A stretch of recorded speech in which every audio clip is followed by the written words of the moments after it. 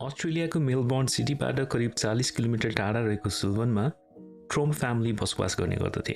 करिब 12,000 जतिको पपुलेसन भएको सिल्वन दुई चिजको लागि प्रख्यात थियो, फार्मिङ अनि अर्चर्ड्स, खेती गर्नका लागि अनि फलफुल फलाउने बगैँचाका लागि। ट्रोम फ्यामिलीले सिल्वनमा रेड करेन्ट, रातो बेरीको खेती गर्ने गर्दथे।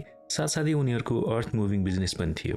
उनीहरूले बालुवा, माटो, गिटी एक ठाउँदेखि अर्को ठाउँसम्म ओसार पसार गर्ने पनि व्यवसाय गर्ने गर्दथे। ट्रोम फ्यामिलीको परिवारका सदस्यहरू छन् 51 वर्षीय मार्क, उनकी 53 वर्षीय श्रीमती जकोबा, जसलाई हामी कोबी पनि भन्छौँ, त्यसै गरी 2 जना छोरीहरू रिहाना अनि एला अनि एउटा छोरा मिचेल। 3 जना बच्चाहरू सहित मार्क अनि कोबी एक्टिभली फार्ममा काम गर्ने गर्दथे। इनफ्याक्ट सबैजना सँगै बस्ने पनि गर्दथे। लुक्स लाइक सबैजना हाँसी खुसी सँगै बसेर काम गरिरहेका थिए। अनलाइक अरू डेभलप कन्ट्रिजहरू जहाँ बच्चा बच्चीहरू 18 वर्षपछि नै आफ्नो घरबाट वर्ल्ड एक्सप्लोर गर्नको लागि निस्किन्छन्, एक्सपिरियन्स गर्नका लागि निस्किन्छन्, रमाइलो गर्नको लागि निस्किन्छन्। तर ट्रोम फ्यामिलीका बच्चाहरू भने आफ्नै फ्यामिलीमै बसेर फ्यामिली बिजनेस रन गरिरहेका थिए अनि आफ्नो पेरेन्ट्सलाई हेल्प गरिरहेका थिए। बिजनेस पनि राम्रैसँग चलिरहेको थियो। उनीहरूले उत्पादन गरेको रेड करेन्ट वा रातो बेरी मेलबर्नको मेजर सुपरमार्केट्सहरूमा सप्लाई हुने गर्दथ्यो। अनि अर्को एउटा सक्सेसफुल अनि व्यस्त सिजनको लागि उनीहरूको तयारी चलिरहेको थियो। एक दिन अचानक अगस्त 29 सन् 2016 मा ट्रम्प फ्यामिलीका सबै सदस्यहरू 22 वर्षकी एलाको सिल्भर फोजे गाडीमा अनप्लान ट्रिपमा निस्कन्छन्। आफ्नो क्रेडिट कार्ड, फोन, पासपोर्ट वा कुनै पनि आइडेन्टिटी खुल्ने डकुमेन्ट बिना एउटा cash only take free road ट्रिपमा। उता ट्रम्प फ्यामिलीको घरको ढोका भने खुल्लै छाडिएको थियो। रुममा छरिएका थिए फाइनेन्सियल रेकर्ड्सहरू, त्यो पनि इयर वाइज, वर्षै पछि।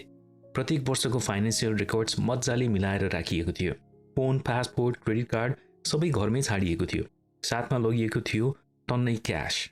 मानौ उनीहरू घरबाट निकै हतारमा रोड ट्रिपमा निस्किएका थिए वा हुन सक्छ कसैसँग भागिरहेका थिए। नमस्ते साथीहरू, केही कथाहरूको अर्को ब्रान्ड न्यू एपिसोडमा स्वागत गर्न चाहन्छु। माया लाग्ने, अचम्म लाग्ने, रिस उठ्ने, वर्ल्डमा भइरहेका भिन्न भिन्न कथाहरू ल्याउने जमर्कोमा आज म तपाईँलाई सेयर गर्दैछु एउटा मिस्ट्रीले भरिएको कथा, एउटा रहस्यमय घटना अस्ट्रेलियाबाट।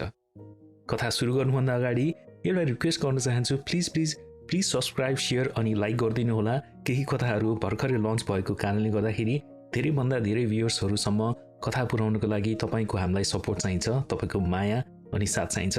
त्यही भएर सेयर, सब्सक्राइब अनि लाइक अवश्य गर्नुहोला, फिडब्याक पनि दिइदिनु होला। अलराइट, लागौँ आजको हाम्रो कथातर्फ। सो मन्डे अगस्त 29 सन् 2016 मा बिहानै ट्रम्प फ्यामिलीका 5 जना सदस्यहरू सिल्वनबाट सिल्भर फोजो गाडीमा घरबाट निस्किन्छन्। उनीहरूले आफूसँग फोन लाँदैनन्, न क्रेडिट कार्ड, न पासपोर्ट, न कुनै बिजनेस डकुमेन्ट्सहरू नै साथमा लिन्छन्। ती सबै चिजहरू घरमै छाडेर अनि द्याट टु ढोका पनि खुल्लै राखेर ट्रम्प फ्यामिली फरार हुन्छन्। करिब 30 किलोमिटरको रोड ट्रिपपछि वारबर्टन भन्ने ठाउँमा मार्कले आफ्नो छोरा मिचेलले आफूसँग फोन बोकेको देख्छन्। मार्क रिसाउँछन् अनि मिचेललाई फोर्स गर्छन् गुडिरहेको गाडीबाट आफ्नो फोन फाल्नको लागि। मार्कलाई डर लागिरहेको हुन्छ फोन मार्फत उनीहरूलाई कसैले ट्र्याक गर्न सक्छन् कि भनेर, अनि उनीहरूसँग भएको सबै पैसा लुटिन्छ भनेर। लाग्छ मार्क चाहन्थे कि ट्रम्प फ्यामिलीलाई कसैले नि ट्रेस गर्न नसकुन्, त्यही भएर सबैजना टेक फ्री क्यास मात्र यात्रामा थिए। मार्क अनि ट्रम्प फ्यामिली कोसँग डराइरहेका थिए भन्ने कुरा हामीलाई भने थाहा छैन, उनले त्यो कुरा डिस्क्लोज गर्दैनन्। मार्क आफैले मिचेलको फोन गाडीबाट फाले वा परिवारका अन्य सदस्यहरूले फाले भन्ने कुरा पनि सिक्रेट नै छ, रहस्यमय नै छ। फोन नबोकिकन आऊ भन्दाखेरि मिचेलले किन मार्क अनि अरू फ्यामिली मेम्बर्सको कुरा नमानी साथमा फोन बोकेर आयो, त्यो पनि रहस्यमय छ। हुनसक्छ कि मिचेललाई आफ्नो परिवारका अन्य सदस्यहरूको कुरा बिलिभ लागिरहेको थिएन कि उनीहरूको साँच्चै नै लाइफ जोखिममा छ भनेर। सो उनले साथमा फोन बोकेर आएको हुनसक्छ। Or maybe he did not care, ताई उसको फोन तपाईँ हामीलाई जस्तै निकै प्यारो थियो that he could not stay without his phone. ऊ आफ्नो फोन बिना बस्न सक्दैन थियो, हु नोज। एनिवेज, वारबर्टनमा मिसेलको फोन फालिएपछि पनि ट्रम्प फ्यामिलीको गन्तव्यहीन यात्रा जारी रहन्छ। एलाको गाडीमा करिब 800 किलोमिटर नन स्टप ड्राइभ गर्दै ट्रम्प फ्यामिली पुग्छन् न्यू साउथ वेल्समा रहेको बाथरस्ट भन्ने ठाउँमा। मार्क अनि कोबीसँगै एला अनि रिहाना पनि अझै डराइरहेका छन्, कन्फ्युज छन्। सडनली मिचेलले आफ्नो फ्यामिलीसँग भन्छन्, अब योभन्दा अगाडिको यात्रा म गर्न सक्दिनँ, म जाँदिनँ। मिचेल त्यो डर अनि स्ट्रेसले भरिएको इन्भाइरोमेन्टमा बस्न सक्दैनन्। परिवारका सदस्यहरूलाई बाथरस्टमै छाडेर उनी निस्कन्छन्। हामी यहाँनिर सोच्नै पर्छ, मिचेल अनि ट्रम्प परिवारका अन्य सदस्यहरू घरबाट 800 किलोमिटर टाढा थिए, न उनीहरूसँग फोन थियो, न क्रेडिट कार्ड, अनि आफ्नो फ्यामिलीलाई जो कसैसँग भागिरहेका थिए आफ्नो ज्यान बचाउनको लागि, त्यो फ्यामिलीलाई सपोर्ट चाहिने बेलामा मिचेल बीचमा छाडेर किन फर्के? त्यो पनि एउटा रहस्य नै छ। उता सिल्भनमा रहेको ट्रम्प फ्यामिलीको घरमा चहल पहल नदेखेर त्यहाँका छिमेकीहरू छक्क पर्छन्। एउटा बिजी सिजनको लागि तयारी गर्नुपर्ने बेलामा ट्रम्प फ्यामिलीका एकजना परिवारका सदस्य पनि त्यहाँ थिएनन्। छिमेकीहरूलाई शङ्का लाग्छ अनि उनीहरूले पुलिसलाई खबर गर्छन्। पुलिस अनि इन्भेस्टिगेटर्सहरू ट्रम्प निवासमा पुग्छन् अनि पाउँछन् खुला ढोका। अनि अनुसन्धान गर्दै जाँदा भेटिएका फाइनेन्सियल डकुमेन्ट्सहरूमा अनि कागजातहरूमा देखिन्छ ट्रम्प परिवारको कसैसँग नि लोन नै थिएन, न त उनीहरू कुनै चर्च वा ग्रुपसँग आबद्ध थिए। इन्भेस्टिगेटर्स अनि पुलिसहरूले बुझ्न सकिरहेका थिएनन् ट्रम्प परिवार किन अचानक सबै छोडछाड पारेर भागेका थिए भनेर। यो गन्तव्यहीन अनि रहस्यमय यात्राको बारेमा अस्ट्रेलियामा सबै मिडियाहरूले कभर गर्न सुरु गरिसकेका थिए। ट्रम्प परिवारको खोजका लागि एउटा ठुलो टिम नै डिप्लोय गरिन्छ। ट्रम्प परिवारको यात्राको दोस्रो दिन मिचेल बिना नै बाँकीका सदस्यहरू मार्क, कोबी, एला अनि रियाना आफ्नो यात्रा जारी गर्छन् अनि बाथर्सबाट पुग्छन् करिब 80 किलोमिटर पर रहेको अस्ट्रेलियाको एउटा टुरिस्टिक फेमस गन्तव्य जिनोलन केव्स, जिनोलन गुफाहरू। अब आफ्नो ज्यानको जोखिमबाट भागिरहेको अवस्थामा कुनै भिड नहुने अनकन्टार ठाउँमा भनौँ न, कसैले गेस गर्न नसक्ने ठाउँमा गएर लुक्नु मेक सेन्स, होइन? तर ट्रम्प परिवार बुझ्नै नसक्ने तरिकाले पुगेका थिए अस्ट्रेलियाको एउटा फेमस टुरिस्टिक प्लेस। अस्ट्रेलियाको जिनोलन गुफाहरूमा 40 वटा भन्दा बढी गुफाहरू छन् अनि करिब 11 वटा गुफाहरू चाहिँ पब्लिकलाई घुम्नको लागि खुल्ला राखिएको छ, जहाँ वर्षमा लाखौँ मानिसहरू आउने गर्छन्। अब उनीहरू घुम्नका लागि किन जिनोलन गुफाहरू पुगे भन्ने कुराको आन्सर सोच्दा चाहिँ मैले चाहिँ आन्सर पाउन सकिनँ। यदि तपाईँलाई त्यसको बारेमा केही थाहा छ, तपाईँको केही विचार छ भने कमेन्ट सेक्सनमा प्लिज कमेन्ट गरिदिनु होला है त। जिनोलन गुफाहरू घुमेर आइसकेपछि अर्को सकिङ अचम्म लाग्दो कुरा हुन्छ। एला अनि रियाना पनि मिचेल जस्तै आफ्नो पेरेन्ट्ससँग ट्रिपमा अघि बढ्न मान्दैनन्। उनीहरूले एउटा गाडी चोर्छन् अनि पेरेन्ट्सबाट टाढा भाग्छन्। हजुर, साँच्चै सुन्नुभयो, कसैको गाडी चोरेर मार्क अनि कोबीलाई त्यहीँ छाडेर दुवै दिदीबहिनी घरतिर ड्राइभ गर्छन्। मेबी आफ्नो बुवा अनि आमासँग उनीहरूको केही आर्गुमेन्ट भयो वा भनाभन भयो होला, हु नोज। तर यति हदसम्म परिवारमा फाटो आउँछ कि उनीहरू डिसाइड नै गर्छन् कि they don't want to go further, हामी आफ्नो पेरेन्ट्ससँग अब अगाडि बढ्दैनौँ।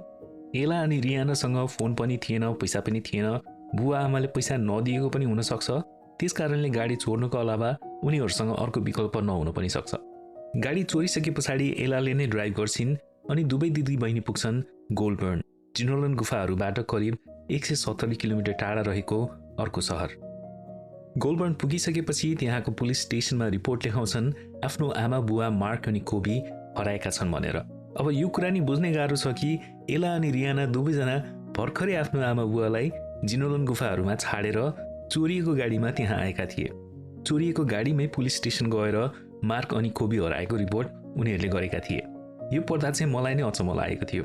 एकछिन त म अन्यलमै परेको थिएँ। हजुर, ट्रम्प परिवारका सदस्यहरूले अहिलेसम्म गरेका क्रियाकलापहरू सुन्दाखेरि लाग्छ यो सब किन गरिरहेका होलान् उनीहरूले भनेर। कारण के थियो? आफ्नो आमा बुवा हराएको कुरा पुलिस स्टेसनमा रिपोर्ट गरिसकेपछि त झन् अस्ट्रेलियाभरि नै मिडियामा ट्रम्प परिवारको बारेमा न्युज सुन्न थालिन्छ। सबैजना क्लुलेस छन् आखिर किन चाहिँ ट्रम्प परिवार सिल्भन छाडेर फरार भएका थिए त। अनि अर्को एउटा इम्पोर्टेन्ट प्रश्न पनि हामीले सोच्नै पर्ने हुन्छ, किन ट्रम्प परिवारका सदस्यहरू एकपछि अर्को गर्दै फ्यामिली ट्रिपबाट निस्किँदै थिए? सुरुमा छोरा मिचेल जो बाथर्समा परिवारलाई छाडेर हिँडेका थिए, अनि त्यसपछि अहिले एला र रियाना। दुवैजना दिदी बहिनी पुलिस स्टेसनबाट ग्यास स्टेसन पुग्छन्।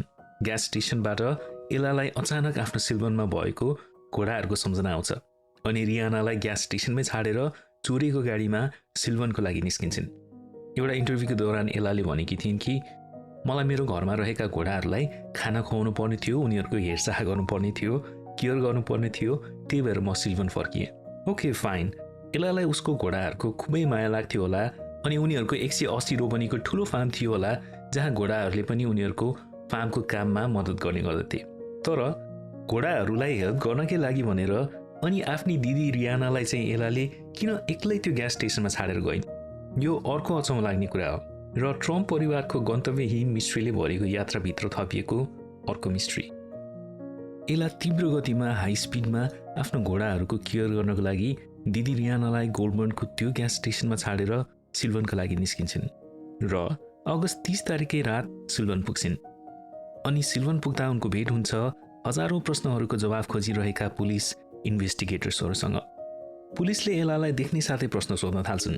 एलाले पुलिसलाई केही प्रश्नहरूको जवाफ चाहिँ दिन्छन्, तर आफ्नो परिवारका सदस्यहरूको रहस्यमय यात्रा किन भयो भन्ने कुराको जवाफ पुलिस इन्भेस्टिगेटर्सहरूले पाउँदैनन्।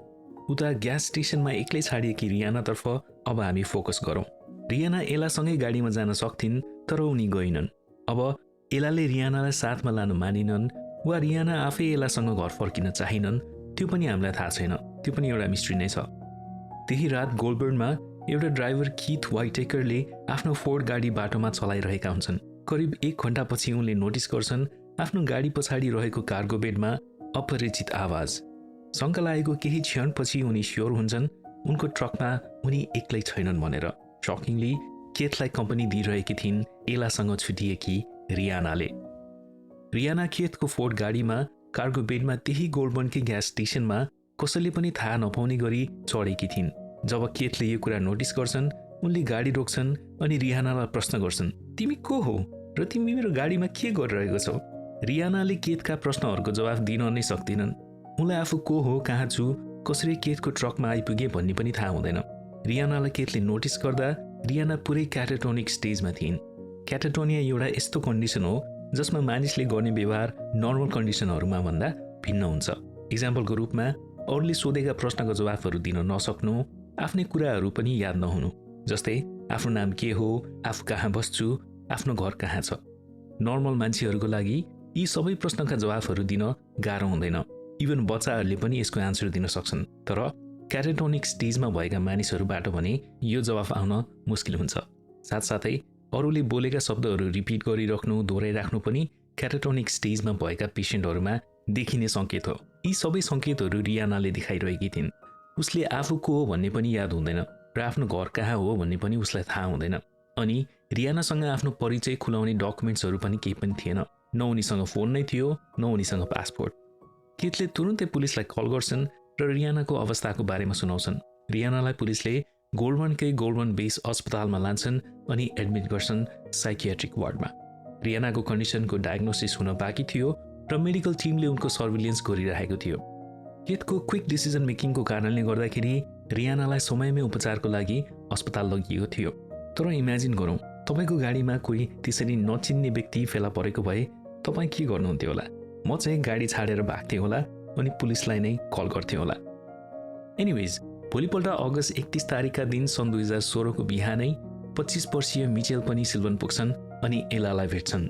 मिचेल अगस्त 29 मै आफ्नो फ्यामिलीलाई बाथरसमै छाडेर निस्केका थिए। उनलाई बाथरसदेखि सिल्वन आइपुग्नको लागि 2 दिन लागेको थियो। आफूसँग पैसा अनि ब्याङ्क कार्ड्स नभएकै कारणले उनलाई घर फर्किन बाटोमा निकै कठिनाई भोग्नु परेको थियो। त्यो 2 दिनको दौरानमा उनी विभिन्न ट्रेनहरूमा यात्रा गर्दै सिल्वन आइपुगेका थिए। दुवै दाजु र बहिनी सिल्वन पुग्दासम्म नर्मल नै देखिन्थे। उनीहरूमा त्यस्तो कुनै इन्जुरी वा स्ट्रेस देखिँदैन। तर दुवैजना आफ्नो बुवा अनि आमा फेला नपरेको 48 घण्टा भइसकेको भएर चिन्तित भने देखिन्थे। वा भनौँ उनीहरूलाई आफ्नो पेरेन्ट्सलाई अल्पत्रै छाडेर आएकोमा कता कता आफै पनि दोषी भएको भन्ने भान हुन सक्छ। उता मिडियाले पनि जान्न चाहिरहेको थियो कि आखिर भाग्नुको पछाडि रिजन के थियो भनेर। मिचेल अनि एलाले मिडिया इन्टरभ्यू दिन्छन् जसमा उनीहरूले केही मिडियाका प्रश्नको जवाफ दिन्छन्। उक्त इन्टरभ्यूमा एलाले फेरि भन्छन्, मलाई मेरो घोडाहरूलाई हेर्नु थियो अनि उनीहरूलाई खाना खुवाउनु थियो, केयर गर्नु थियो, त्यही भएर म फर्किएँ। तर म अहिले पनि कन्फ्युज छु हामी त्यो ट्रिपमा किन गयौँ भनेर। अनि मिचेलले स्वीकार्छन्, एडमिट गर्छन् कि मैले मेरो परिवारलाई त्यतिखेर छोडेर आउन नहुने थियो। म परिवारसँगै हुनु पर्थ्यो, तर म त्यो स्ट्रेसको माहौलमा बस्न सकिनँ, सो त्यताबाट निस्किएँ। अहिलेको लागि मलाई मेरो बुवा अनि आमाको चिन्ता छ। मेरो बुवा मार्कबाट कसैलाई पनि कुनै खतरा छैन। प्लिज उनीहरूलाई खोज्नका लागि सहयोग गरिदिनु होला। उक्त इन्टरभ्यूमा केही प्रश्नका जवाफहरू आए पनि एक्ज्याक्टली के भएको थियो भन्ने कुरा चाहिँ मिचेल अनि एला दुवैजनाले खुलासा गर्दैनन्। इन्टरभ्यू सुन्ने सबैजनाले शङ्का गर्छन् कि त्यो पुरा सत्य होइन। दुवैजनाले केही न केही कुरा चाहिँ लुकाएका छन्। उता मार्क अनि कोबी अहिलेसम्म पनि कसैको सम्पर्कमा आइसकेका थिएनन्। अन्तिम पटक उनीहरूलाई जिनोलन गुफामा एला अनि रियानाले भेटेका थिए। त्यसपछि दुवैजना दिदीबहिनीले पनि ट्रम्प दम्पतिलाई छाडेर हिँडेका थिए। मार्क अनि कोबीको बारेमा कसैलाई पनि केही नै थाहा थिएन, नोबडी न्यू। पुलिसको सर्च टिमले जिनोलन गुफाहरूमा खोज तलास गर्छन्, तर केही क्लू नै भेटिँदैन। एउटा ठुलै सर्च एन्ड रेस्क्यु टिमले भिक्टोरिया अनि न्यू साउथ वेल्समा मार्क अनि कोबीको खोज तलास गर्न थाल्छन्। उनीहरू कहाँ छन्, के गर्दैछन्, मरिसके वा जिउँदैछन् भन्ने प्रश्नको जवाफ कसैसँग थिएन र अचानक पुलिसलाई खबर आउँछ, तपाईहरूले खोजिरहनु भएको कोबी ट्रम्पलाई गोल्डबर्न बेस अस्पतालमा ल्याइएको छ। कोबीलाई त्यही अस्पतालमै ल्याइएको थियो जहाँ रिहाना पनि साइकियाट्रिक वार्डमा एडमिटेड थिइन्। आफ्नो छोरीहरूले मार्क अनि कोबीलाई क्यास ओन्ली टेक फ्री यात्रामा जिनोलन गुफाहरूमा एक्लै छाडेर गइसकेपछि ट्रम्प दम्पति पनि आफ्नो घरतर्फ नै ड्राइभ गर्दै जिनोलन गुफाबाट करिब 600 किलोमिटर वाङ्गरोटा भन्ने ठाउँ आइपुगेका थिए। वाङ्गरोटा ट्रम्प परिवारको सिल्भनमा रहेको घरबाट करिब 240 किलोमिटरमा अवस्थित छ। वाङ्गरोटामा कोबी अनि मार्क बीच केही कुरा हुन्छ जुन अफकोर्स हामीलाई थाहा छैन। कोबी मार्कलाई छाडेर लाग्छिन् न्यू साउथ वेल्सको याज भन्ने सहरतर्फ, जुन ठ्याक्कै आफ्नो घर रहेको सिल्भनको अपोजिट डिरेक्सनमा छ। मार्कले एलाको गाडी आफैसँग राख्छन् अनि कोबीले पब्लिक ट्रान्सपोर्ट युज गर्दै पुग्छिन् आफ्नो घरबाट फेरि लगभग 400 किलोमिटर पर याज भन्ने सहर। त्यहाँ एउटा मोटेलमा चेक इन गर्ने क्रममा उनलाई देखेर एक व्यक्तिले याजको एक लोकल हस्पिटल लान्छन् अनि त्यो लोकल हस्पिटलका स्टाफ मेम्बरले कोबीलाई गोल्डबर्न बेस अस्पतालमा रिफर गर्छन्। कोबीलाई पनि साइकियाट्रिक वार्डमा भर्ना गरिन्छ, त्यही वार्ड जहाँ रिहानाको पनि ट्रिटमेन्ट चलिरहेको थियो। सुन्दा अचम्म लाग्छ, तर कोबी आफ्नो हस्बेन्ड मार्कसँग यो यात्राबाट छुटिएसँगै ट्रम्प परिवारको रहस्यमय यात्रा जुन अगस्त 29 मन्डेबाट सुरु भएको थियो, 5 जना ट्रम्प परिवारका सदस्यहरू एकअर्कासँग एक न एक पटक यात्रा सुरु भएपछि छुटिएका थिए। अब 5 जना परिवारका सदस्यहरूमध्ये भेटिन मात्र बाँकी थिए 51 वर्षीय मार्क। मार्क ट्रम्पलाई अन्तिम पटक वाङ्गरोटामा कोबीले नै भेटेकी थिइन्।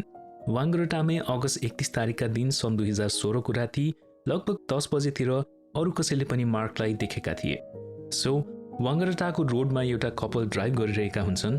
उनीहरूलाई धेरै नजिकबाट एउटा गाडीले निकै बेरदेखि फलो गरिरहेको थियो। धेरै बेरसम्ममा पनि दुईटा गाडीको बीचको डिस्टेन्स कम नभएपछि त कपलले आफ्नो गाडी रोडको साइडमा रोक्छन्। उनीहरूलाई फलो गरिरहेका थिए एलाको सिल्भर पोजो गाडी चलाइरहेका मार्क ट्रम्पले। उक्त कपलले गाडी रोकेको देखेपछि मार्कले पनि आफ्नो गाडी त्यही कपलको गाडी नजिकै रोक्छन्, कुद्दै उनीहरूतर्फ आउँछन् अनि बीचमै आफ्नो डिरेक्सन चेन्ज गरेर पस्छन् नजिकैको मेरिवा पार्कमा। एकछिन त त्यो दम्पति मार्कको यो हरकत देखेर छक्कै पर्छन् र बिस्तारै मार्कले छाडेको गाडी नजिकै गएर हेर्दाखेरि देख्छन् गाडीको ढोका लक गरिएको थिएन र साँचो पनि गाडीमै छोडिएको थियो। उनीहरूले के भइरहेको छ भन्ने अनुमान लाउन सक्दैनन् अनि पुलिसलाई घटनाको बारेमा रिपोर्ट गर्छन्। पुलिसले मेरिवा पार्कमा पुरै छानबिन गर्छ तर मार्कलाई भने भेट्दैनन्। त्यही राति पुलिसलाई एउटा कल आउँछ कि मिलर्स कटेज मोटेलमा कसैले ताला तोडेर त्यस राति छिरेका छन् भनेर, अनि पुलिसले शंका गर्छन् ती व्यक्ति मार्क हुन सक्छन् भनेर। मार्क ट्रम्पले नै राति सुत्नका लागि मिलर्स कटेज मोटेलको प्रयोग गरेको हुन सक्ने उनीहरूलाई लाग्छ। तर मार्क अझै पनि फेला पर्दैनन्।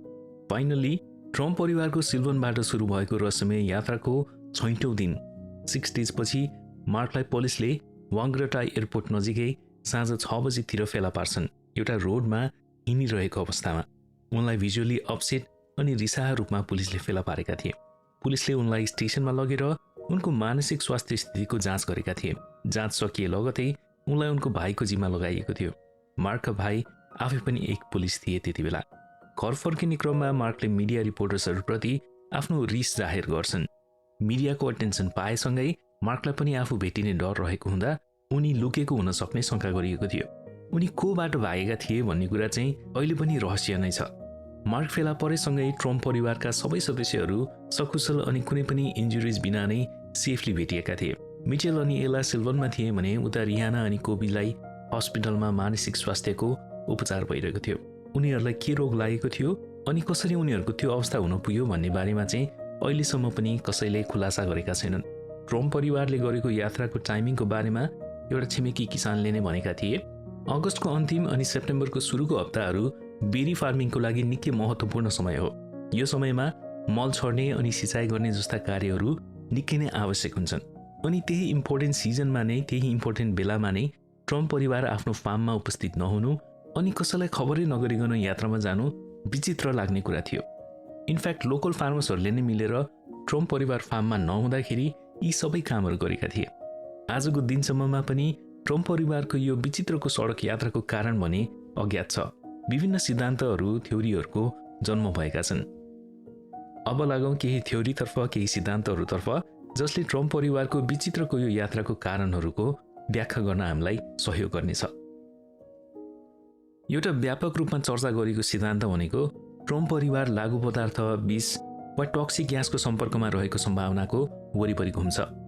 एक पुलिस इन्भेस्टिगेटर सर्जेन्ट नाइटले एलाले बनाएको चिया पिएपछि भनेका थिए, मलाई त्यस्तो केही असर नै भएको छैन, नर्मल फिल भइरहेको छ। इनफ्याक्ट ट्रम्प परिवारले दैनिक जीवनमा प्रयोग गर्ने पानी मेलबर्नको 80% पपुलेसनलाई पनि सप्लाई हुने गर्छ। यसले गर्दा ट्रम्प परिवारमा पानीबाट भने केही पनि इफेक्ट नभएको भन्ने दाबी हुन्छ। ती सर्जेन्ट नाइटले नै यो पनि भनेका थिए कि कुनै लागु पदार्थको प्रयोग भएको प्रमाण भेटिएको थिएन। साथसाथै ट्रम्प परिवारले कसैसँग पनि लोन लिएका थिएनन् वा पैसा तिर्नुपर्ने देखिएको थिएन। एउटा अर्को सिद्धान्त, एउटा अर्को सम्भावना हुन सक्ने थ्योरी भनेको चाहिँ अर्गोट पोइजनिङ रहेको छ।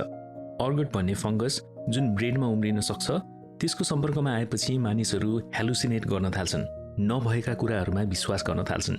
ट्रम्प परिवारको फार्म सिल्वनमा थियो जहाँ मौसमको तापक्रम निकै तल पनि जाने गर्थ्यो। अर्गोट फंगस चिसो ठाउँमा पनि उम्रिन सक्छ। सो एउटा पोसिबल थ्योरी भनेको उनीहरूमा अर्गोट पोइजनिङ भएको र त्यसैले गर्दाखेरि उनीहरूलाई कसैले फलो गर्दैछन्, उनीहरूको ज्यान जोखिममा छ कि भन्ने भ्रम पैदा भएको हुन सक्छ। त्यसैगरी अर्को थ्योरीको अनुसार चाहिँ ट्रम्प परिवारले आफ्नो फार्ममा प्रयोग गर्ने जुन फर्टिलाइजर थियो त्यसको केमिकलले उनीहरूमा असर भएको भनिन्छ। तर अनुसन्धानको दौरानमा फार्मबाट त्यस्तो केही पनि अनयुजुअल केमिकल सब्स्टेन्सहरू भेटिएका थिएनन्। धेरै सिद्धान्तहरू, धेरै थ्योरीमध्ये सबैभन्दा लोकप्रिय सिद्धान्त पोलियाडु भन्ने रहेको छ, जसलाई साझा मनोविज्ञान, शेयर्ड साइकोसिस वा साझा भ्रमात्मक विकार, शेयर्ड डिलुजनल डिसअर्डर पनि भनिन्छ। यो चाहिँ एकदमै रियर अनि दुर्लभ खालको मनोवैज्ञानिक रोग हो जसले 2 वा 2 भन्दा बढी व्यक्तिहरूलाई असर गर्न सक्छ, सामान्यतया नजिकको परिवार सदस्यहरूमा। जस्तै ट्रम्प फ्यामिलीमा जो सबैजना सँगै बस्ने गर्दथे, पोलियाडुमा एक व्यक्तिको भ्रम वा डिलुजन अर्को व्यक्तिमा सर्छ, जसले गर्दा सबै बिरामीले एउटै सोच्ने गर्छन् र उनीहरूको व्यवहार पनि त्यस्तै हुन जान्छ, उस्तै हुन जान्छ।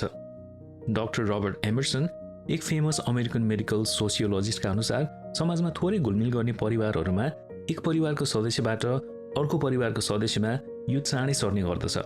ट्रम्प परिवार धेरैजसो फार्मको काममा नै व्यस्त हुने गर्दथे र उनीहरू बाहिर खासै अरूसँग कुराकानी गर्दैनथे। ट्रम्प परिवारमा मार्क प्राइमरी वा मुख्य पोलियाडुका बिरामी वा सस्पेक्ट देखिन्छन्। उनको भ्रमलाई ट्रम्प परिवारका अरू सदस्यहरूले पनि सत्य मान्छन् र त्यही अनुसारको व्यवहार देखाउन थाल्छन्। अनि मार्कको भ्रम थियो उनको परिवारलाई कसैबाट खतरा छ, त्यही भ्रम उनकी श्रीमती कोबीमा पनि सर्छ। अनि दुवैजना मिलेर खतराबाट जोगिनका लागि ठूलो रकमको साथ आफ्नो परिवारलाई लिएर उनीहरू सिल्वनबाट भाग्छन्। एक इन्ट्रेस्टिङ कुरा भनेको मिचेल अनि एलामा मार्कको प्रभाव थोरै देखिएको थियो। उनीहरू चाँडै नै घर फर्किएका थिए भने रियाना अनि कोबीलाई चाहिँ मेन्टल स्ट्रेस अनि डिसअर्डरको कारण साइकियाट्रिक वार्डमा उपचार नै गर्नु परेको थियो। हालाकि ट्रम्प परिवारका सदस्यहरू कसैमा पनि मेन्टल इलनेस वा मानसिक रोग ठूलो भइसक्दासम्ममा पनि कसैमा पनि केही लक्षणहरू देखिएका थिएनन्। यो सबै थ्योरीहरूमध्ये इन्ट्रेस्टिङ अनि अलिक विश्वास लाग्ने मलाई चाहिँ पोलियाडु नै छ। तपाईलाई के लाग्छ? एनिवेज, पोलियाडुको बारेमा विभिन्न केसेसहरू छन्। यदि त्यस्ता केसेसको बारेमा तपाईलाई जान्ने इच्छा छ भने कमेन्ट सेक्सनमा कमेन्ट गर्नुहोला। हामी त्यसको बारेमा केही कथाहरूमा स्टोरी बनाएर सेयर गर्ने जमर्को गर्नेछौँ। मार्कले पछि गएर माफी पनि मागेका छन्। उनले आफू र आफ्नो परिवारको खोज गर्नुहुने सबैलाई कृतज्ञता व्यक्त गरेका छन्। मार्कले आफ्नो नातेदार मार्फत मिडियालाई आफू र आफ्नो परिवारलाई प्राइभेसी दिनका लागि आग्रह गरेका छन्। उता एलालाई जिनोलन गुफाहरूबाट घर आउने क्रममा गाडी चोरेको भएर थेफ्ट चार्जेसको सामना गर्नु परेको थियो। तर गाडी मालिकले ट्रम्प परिवारको यो घटना सुनेपछि आपसी समझदारीमै चोरीको आरोप फिर्ता लिएका थिए। ट्रम्प फ्यामिलीले उक्त घटनापछि आफ्नो प्राइभेसीको लागि सोसल मिडिया नै बन्द गरेका छन्।